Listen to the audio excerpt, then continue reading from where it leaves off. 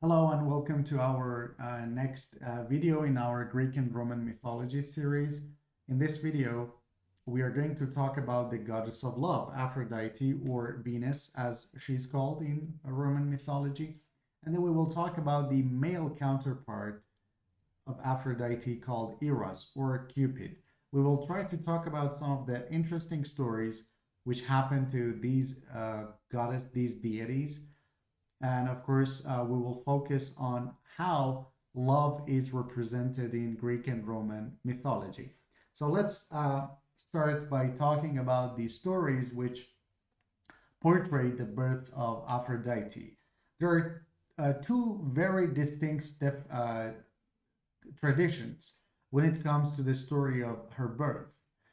In one story, and these stories kind of represent the duality in her character and nature as well, because when we are talking about love, there's this kind of physical part to it, and also we do have some kind of ideal or even celestial part to the concept of love. And so these two distinct stories about Aphrodite's birth actually represent this kind of duality in her nature and character. And so, in one tradition, Aphrodite is believed to have been born from Uranus alone. And because Uranus is this uh, one of the earliest creatures, so to speak, that we have in Greek mythology, created by Gaia herself as the male kind of partner of Gaia, from whose union the Titans were born. So, because we have this tradition of saying that Aphrodite actually sprung from Uranus alone, this story kind of represents this kind of ethereal and sublime part of Aphrodite. On the other hand, we have another story about the birth of Aphrodite. And in this story, she's called Aphrodite Pandemis, which means Aphrodite of the common people or the common Aphrodite. In this version, she's the daughter of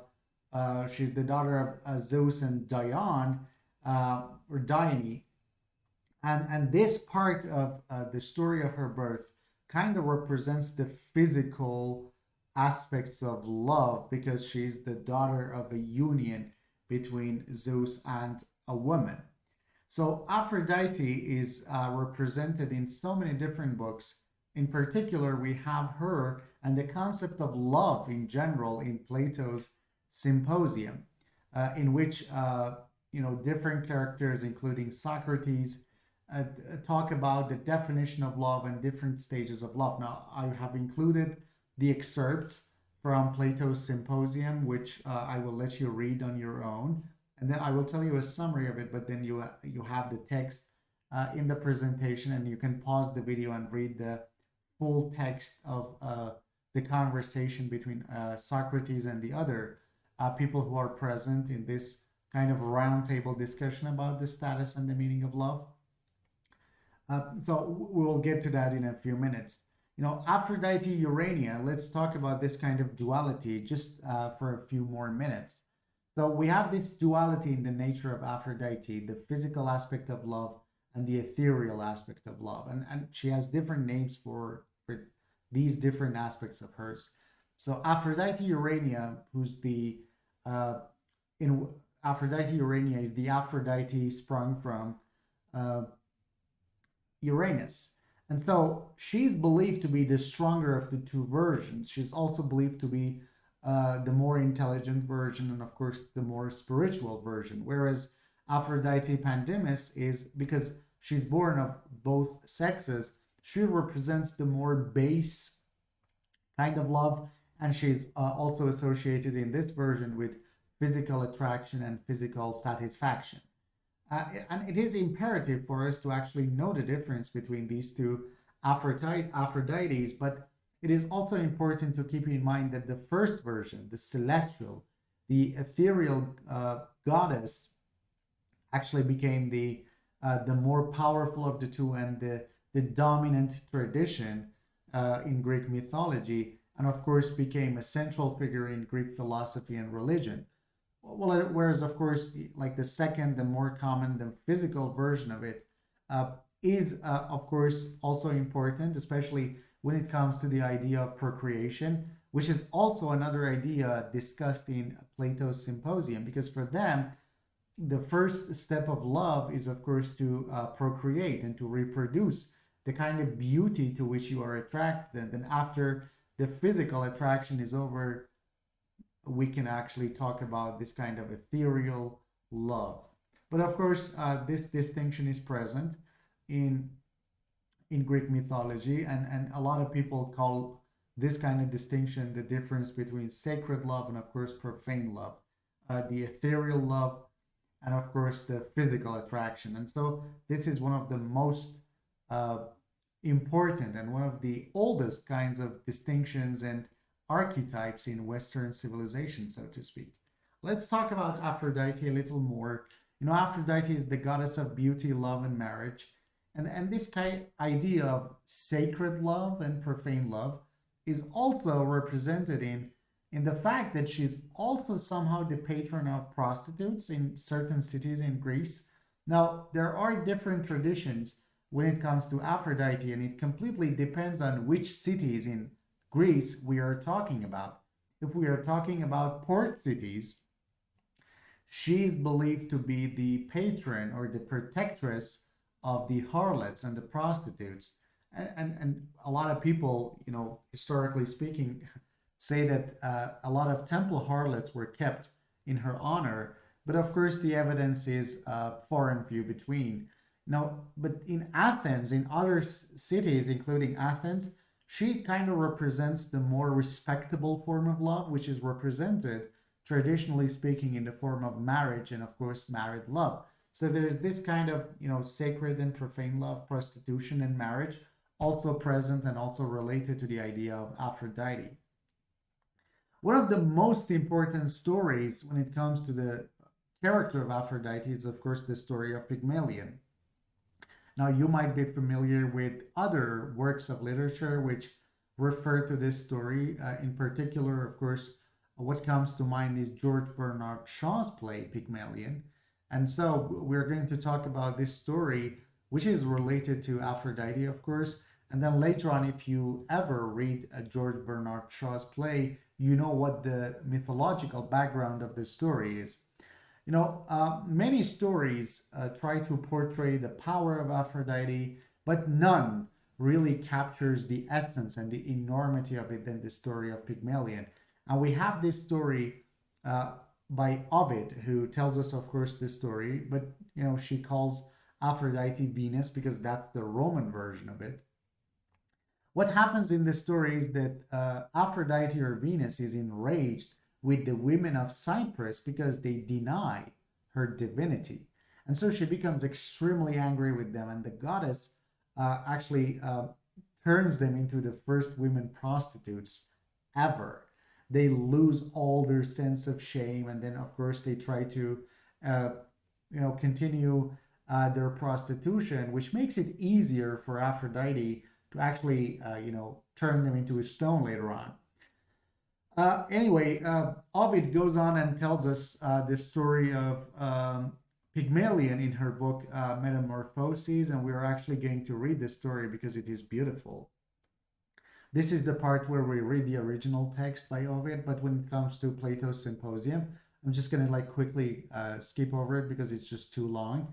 I will tell you a summary of it, but you can read it for yourself. You can pause the video and look at the presentation. Now, Pygmalion saw these women leading a life of sin. So keep in mind that Pygmalion is a character in the same city, Cyprus, and he sees all of these women who are prostitutes. Okay, so that's what happens to him. Pygmalion saw these women leading a life of sin and was repelled by the many vices that nature had implanted in the feminine mind, and so he lived alone without a wife for a long time, doing without a woman to share his bed.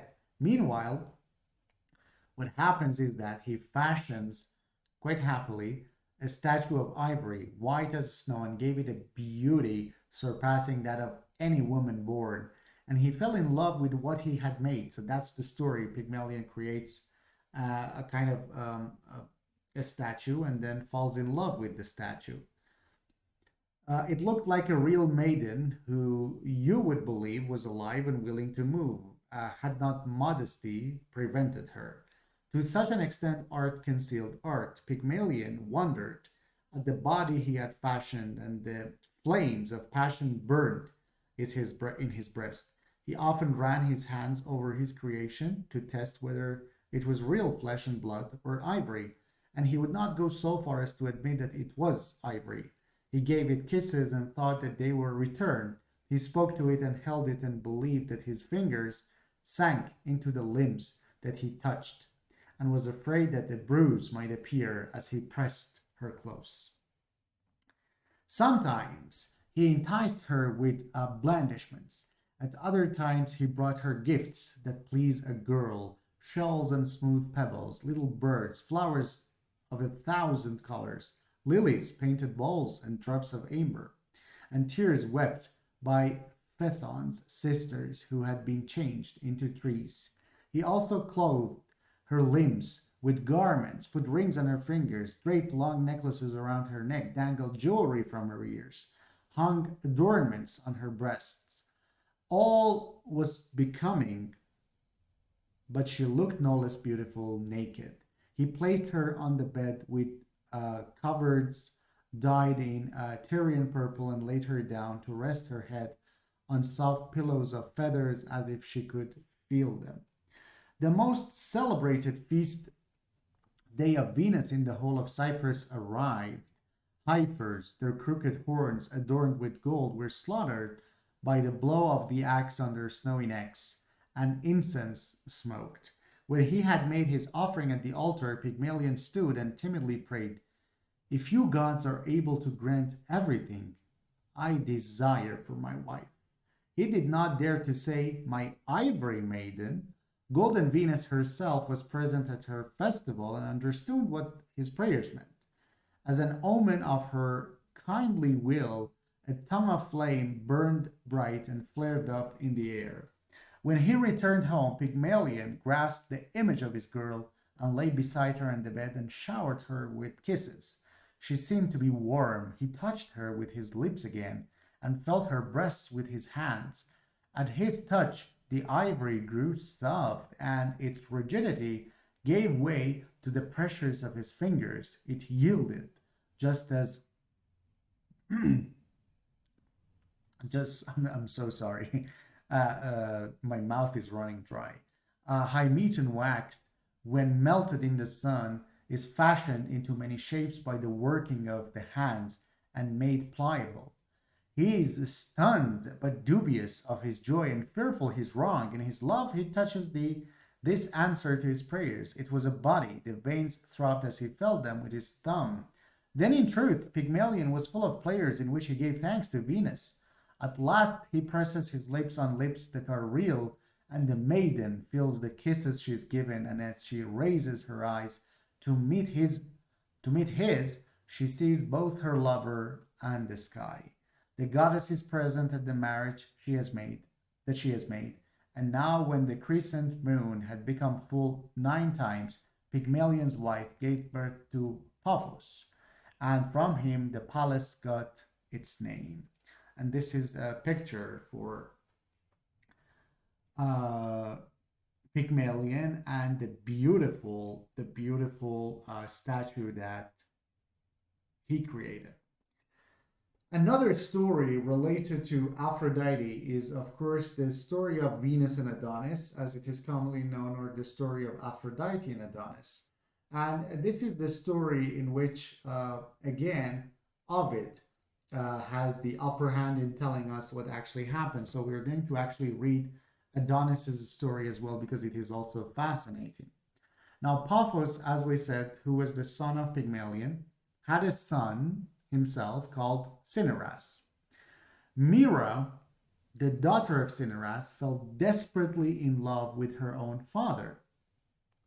Tormented by her sense of shame and guilt, the poor girl was on the point of committing suicide, but she was rescued just in time by her faithful nurse, who eventually wrenched the secret from her. Although the old woman was horrified by what she learned, the fact that she was in love with her father. She preferred to help satisfy the girl's passion rather than to see her die. It was arranged that the daughter should go to the bed of her father without his knowing her identity, and their incestuous relations continued for some time until Cinyras, in dismay, found out with whom he had been sleeping. In terror, Mira fled from the wrath of her father. As he pursued her, she prayed for deliverance and was changed into a myrrh tree, which continually drips with her tears. Mira had become pregnant by her father, and from the tree was born a beautiful son named Adonis, who grew up to be the most handsome youth and a keen hunter. At the sight of him, Aphrodite, the goddess of love, fell desperately in love. She warned Adonis against the dangers of the hunt, telling him to be especially wary of any wild beasts that would not turn and flee but stood firm. So that's the story that happens. So now we know how Adonis is born. He was born from a tree. He was so handsome that the goddess of love herself, Aphrodite, falls in love with him. But because Adonis loves hunting so much, Aphrodite warns him and says, please be careful when you go hunting. It's dangerous, especially if you see a wild beast who does not turn and does not flee when they see you, when this beast sees you.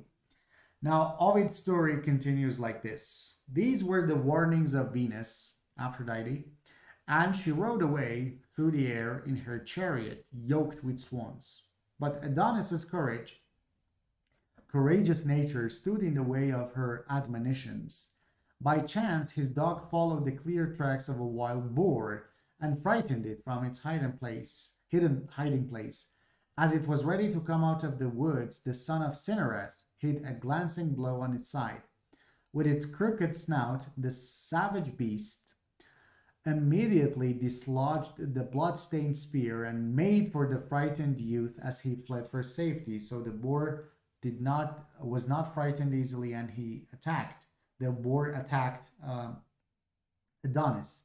The boar buried its tusk deep within his groin and brought him down on the yellow sand, dying. And so Adonis, unfortunately, is killed.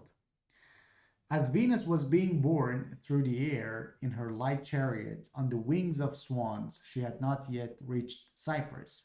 She heard the groans of the dying boy from afar and turned the course of her white birds toward them. When she saw from the air above his lifeless body lying in his own blood, she rushed down and rent her bosom and her hair and beat her breast with hands not meant to do such violence. She complained against the fates, crying, "But still everything will not be subject to your decrees. A memorial of my grief for you, Adonis, will abide forever. The scene of your death will be recreated annually with the ritual of my grief performed, but your blood will be transformed into a flower. O Persephone, you were allowed at one time to change the limbs of the maiden Mentha into the fragrant mint. Will I be begrudged then the transformation of my hero, my son of Cinyras, the son of Cinyras?" With these words, she sprinkled fragrant nectar on his blood, which, at the touch of the drops, began to swell just like a gleaming bubble in the rain. In no longer than an hour's time, a flower sprang from the blood, red as the thick skin of the fruit of the pomegranate that hides the seeds within. Yet the flower is of brief enjoyment for the winds, which give it its name, anemone, blow upon it. With difficulty it clings to life and falls under the blasts and the buffeting. And so you can see this picture of Aphrodite and Adonis. And so Ovid's story kind of predicts the rituals associated with the worship of Adonis, which involves wailing and crying, which of course represents the way Aphrodite was lamenting the death of the beautiful and the handsome Adonis. In Greek mythology, we do have a male counterpart for Aphrodite, who is also kind of represents love. And so he too, just like Aphrodite, has this dual tradition about his birth. And so he's this cosmic deity in some stories, like Hesiod, who was present when Gaia and Uranus were present. And so he has this like ethereal like presence in Greek mythology. But at the same time, uh, he's sometimes portrayed as the son of Aphrodite. And so we have different traditions for Eros as well. He's associated with the goddess Aphrodite. He's always present when Aphrodite is present. But in some stories, he also becomes the symbol for male homosexuality, especially in the Greek classical period. But all in all, he's presented as this handsome young man, and he becomes the idealization of the masculine beauty in Greek mythology. As I told you, the story of love and the concept of love is quite completely discussed in Plato's Symposium, uh, which happens in the house of Agathon, who's a dramatic poet, and he's celebrating the success of one of his tragedies. And so he has so many guests present, and all of them are discussing the subject of love. So we have certain discussions on the part of Aristophanes, one of those great Greek tragedians. And we also have Socrates, and both of these creatures, both of these characters, talk about the concept of love. You can actually read these speeches by Aristophanes and Socrates. So I'm gonna like stop on these slides so that you can pause the video and read them in full text. And then after that, I will tell you the summary of what they talk about. So you can pause it here to read the Aristophanes speech. Again, Aristophanes. Uh, then, of course, it continues because it is too long and I don't want the video to be too long. I'm actually only giving you a snapshot of the original text of Plato's Symposium so that you can actually read it for yourself. I will tell you a summary of what they discuss when it comes to love, but you can read it in full for yourself. And this is where Socrates begins talking. So we have Socrates here again. Pause the video and read it. Again, Socrates. Okay, now let me just tell you a very brief summary of what Socrates, Diotima, and of course Aristophanes talk about. They all of them discuss the function of love, the purpose of love, and the power of Eros and love in life. But for them, everything is about human happiness. And so for them, love can be represented when humans achieve happiness. And to achieve happiness, they have to be attracted by a certain physical beauty in the first stages of love. As you can see here, there are various stages in the hierarchy of love, which usually starts with a physical attraction between two people. And then this physical attraction manifests itself in procreation, because human beings want to procreate, want to continue creating the same beautiful object or person to whom they were attracted or to which they were attracted.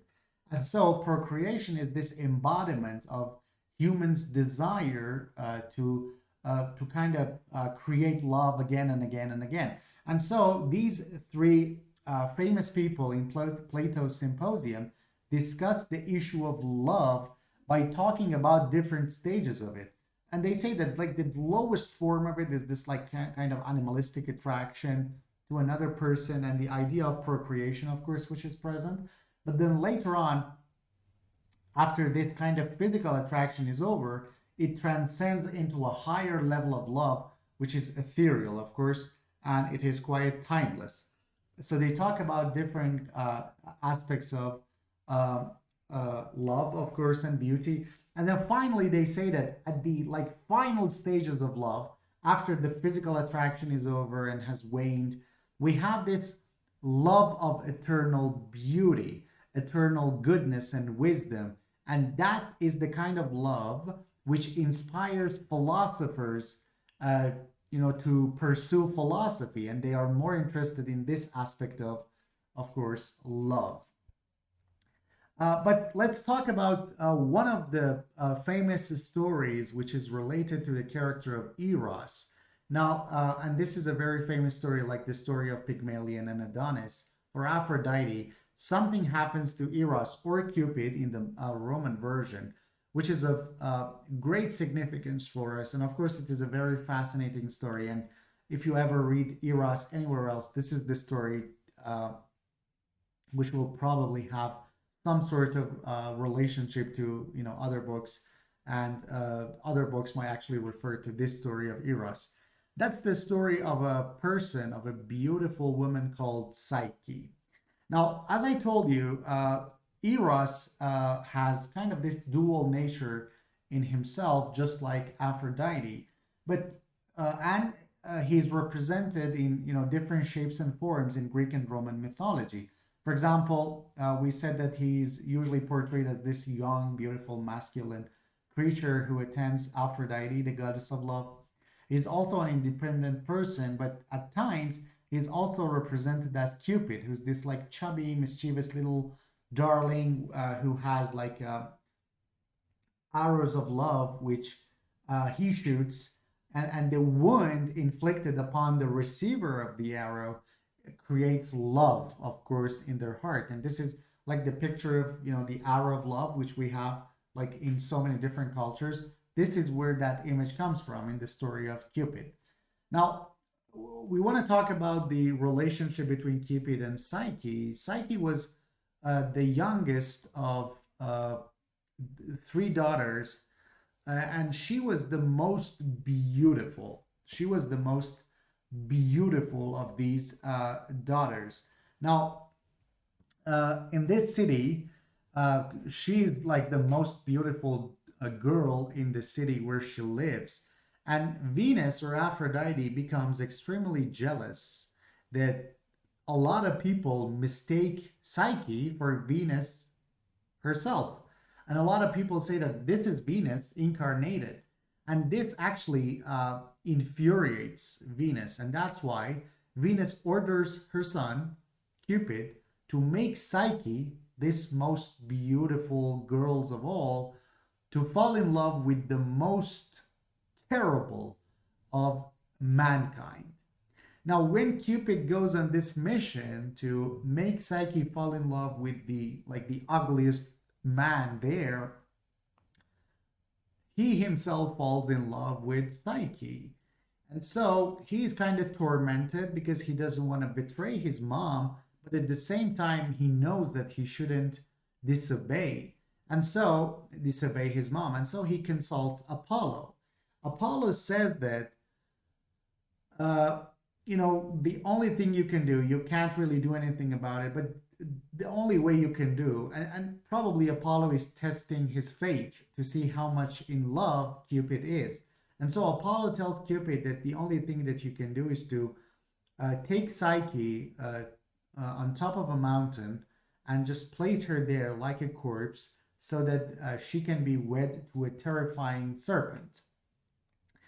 Um, Obviously, at this stage, well, Cupid probably believes that, okay, if I'm going to make, um, Psyche fall in love with the most terrible and the ugliest man alive, let me ask Apollo for some suggestions and for some help. And this is what Apollo tells him to do, that you can actually ask Psyche or even take Psyche to the top of this mountain and just lay her there, and then she will be wed to a serpent.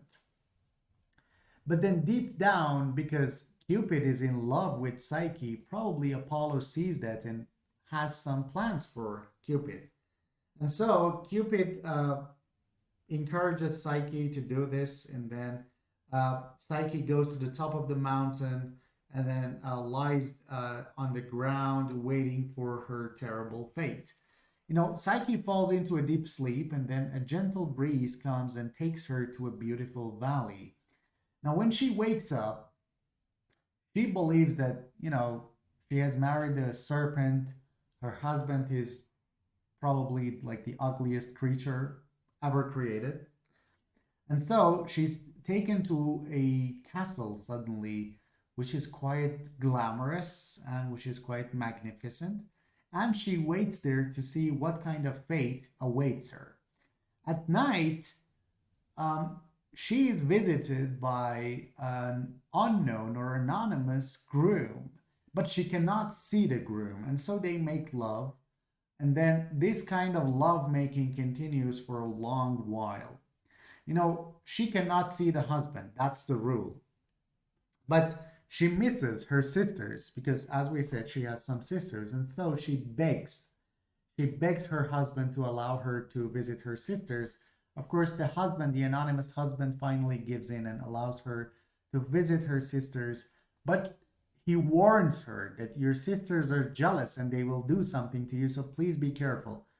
Anyway, after a few days, she meets her sisters. She gives them a lot of gold just to, help them, with their lives. And however, the sisters actually become quite jealous and believe that. I'm sorry, just a second. Uh, and believe that, well, because she has so much gold, she has probably found a husband who is very rich, probably a god or a deity, and so they ask her to actually look upon his face, which is something that she's forbidden to do. And these evil sisters actually persuade Psyche to continue to do that. And then one night, after some time, uh, we know that Psyche gets pregnant, and then once again she says, "Please, can I see my sisters again?" And then she goes and sees the kids again, sees the sisters again, and this time again takes some gold with her to give to her sisters. Once again, the sisters, who are evil in nature, persuade her to look at her husband because they keep telling him that, hey, look, you're probably married to a god, and your child is going to be an immortal. So please take a look at your husband just to be sure whether, just to make sure whether he's a god or he's the serpent that you were supposed to marry.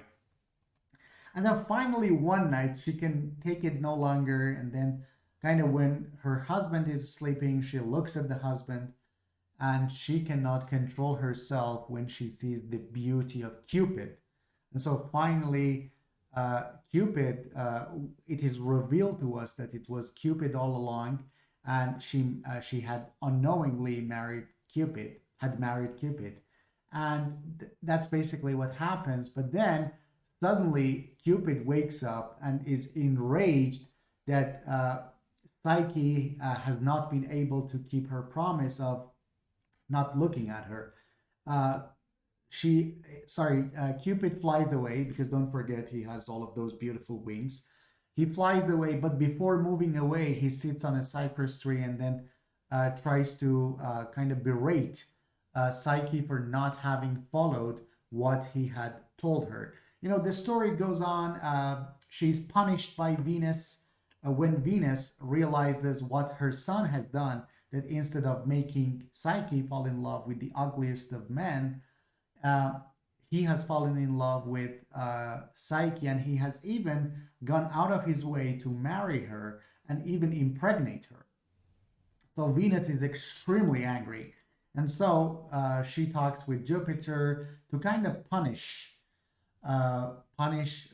Psyche, and she's punished. For example, one of the punishments that they actually assign her and then inflict upon her is that they give her like this huge sea of seeds, like basil seeds and different kinds of seeds, and they ask her to kind of sort them, which is like an impossible task. Of course, there are certain people who help her in her predicament, but then these punishments go on and on and on until finally Cupid gets really tired and then asks Jupiter again to forgive them and to officiate their wedding and to give them the blessing that they need in order to get married. And then finally, Cupid manages to convince Jupiter and, of course, his own mother to ratify his marriage with Psyche.